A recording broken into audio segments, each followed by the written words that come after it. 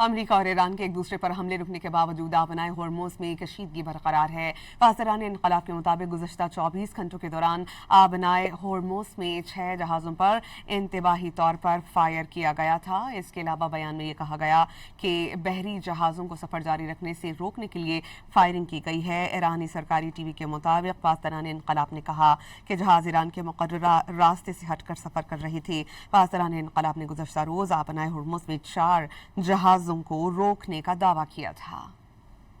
अमरीका और ईरान के एक दूसरे पर हमले रुकने के बावजूद आबनाए होर्मुज़ में कशीदगी बरकरार है। पासदारान इनकलाब के मुताबिक गुज़श्ता 24 घंटों के दौरान आबनाए होर्मुज़ में 6 जहाज़ों पर इंतबाही तौर पर फायर किया गया था। इसके अलावा बयान में ये कहा गया कि बहरी जहाज़ों को सफ़र जारी रखने से रोकने के लिए फायरिंग की गई है। ईरानी सरकारी टीवी के मुताबिक पासदारान इनकलाब ने कहा कि जहाज़ ईरान के मुकर्ररा रास्ते से हटकर सफ़र कर रही थी। पासदारान इनकलाब ने गुज़श्ता रोज़ आबनाए होर्मुज़ में 4 जहाज़ों को रोकने का दावा किया था।